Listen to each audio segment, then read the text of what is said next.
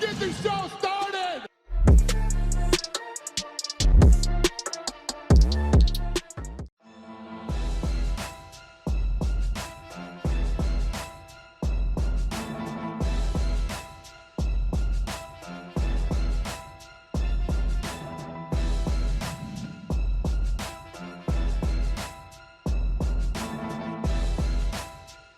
So you feel very confident, I imagine, like your next fight is for a championship. I know that there was like, there's never a guarantee in this sport, but you're kind of guaranteed it at this point, right? Yeah. I think the travesty to the integrity of the sport would be too great if I didn't get it now. You know, before they could have done it, but now, you know, they would have.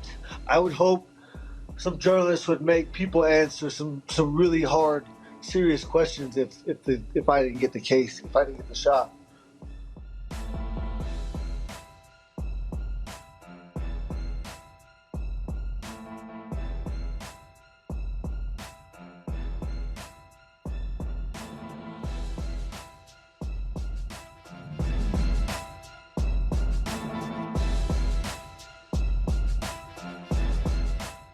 Hey DC, how did you score the Usman versus Covington fight? I think Covington did more than enough to win that fight. From the eye test, it looked like Usman had the bigger moments, but in the totality of the fight, Covington had more control. I do think he had 3 rounds to 2. Bro, you're crazy. Like, you're honestly crazy. Nobody's saying that. No. Like, come on, man. You know you couldn't have scored that fight for Colby Covington. Like, come on. And I like Colby, but he didn't win the fight. He lost 3 rounds to 2.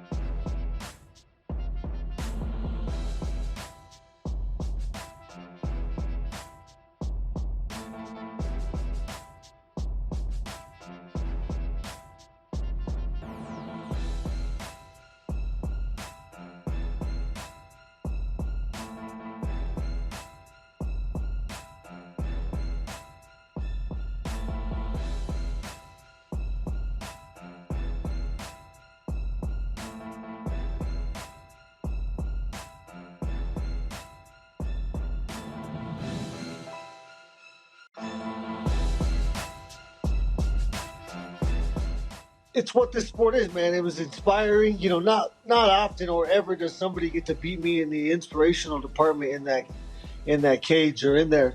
And Michael Chandler did that, and I'm so happy for him that he's getting the recognition for that. And yeah, just his ability, you know, his ability that we all have to just make a choice.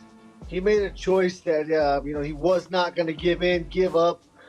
And, you know, it wasn't smart, man. His body numerous times tried to give him the way out, you know, so that he didn't have to take the damage that he ultimately incurred. Thank God it was not 5 rounds, you know, because you know, some people roll with shots. Tony Ferguson rolls with shots. He doesn't absorb all the energy that I'm creating. And Michael Chandler was a brick wall. Every time I hit him, felt like I was hitting a wall, and he absorbed and took so much energy and damage that, yeah, I'm glad it wasn't longer. But it was, of course, it had everything that fighting is, you know.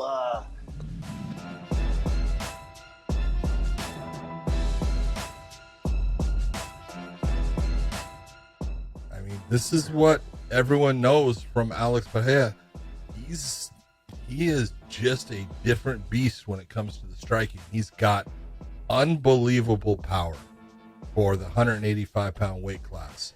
And, you know, you can go back and watch his fight with Israel Adesanya in kickboxing. I mean, he starched Israel.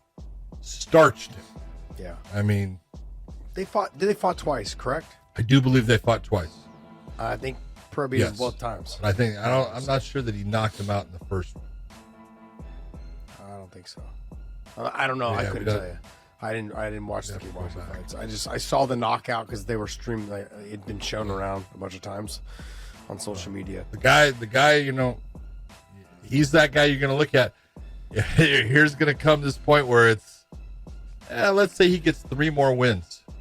You know, I don't think it's going to take that long, John. That's my point. It might be 2 more wins, and so he'll be 6-1 and fighting for the championship, because the UFC knows, you know, they are smart people, and they got good matchmakers, and they got a guy at the top that likes to make money, and he can sell that fight by playing those clips of the knockout that Israel suffered against Alex. And so, not saying that Alex is going to beat Israel in the MMA world, but he'll have a good chance.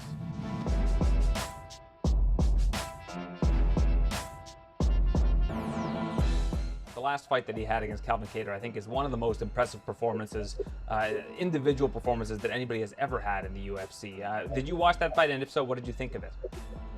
Yeah, I was jumping on my chair. I was like, you know, I was going crazy. I think that's why I wanted to fight Max, you know, to be honest. That fight, I always wanted to fight him, but right after that fight, when I was watching the fight, I was like, I want to fight him. I really want to fight him. I actually tweeted, I make a post saying, I'm not impressed, but I was impressed. And that's exactly why I always wanted to fight him, because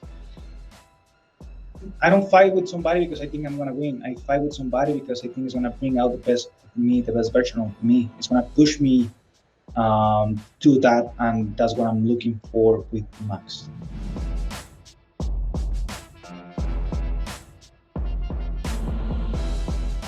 Honestly, every fight for me is important, but I also really felt like I put my back against the wall. Anytime you come off a loss, just you want to come back and show that, you know, you're better than that. And I had a lot of things go wrong logistically with that Pereira fight. Just going overseas and dealing with some things, and it made the fight really tough for me. I felt really weak in that fight.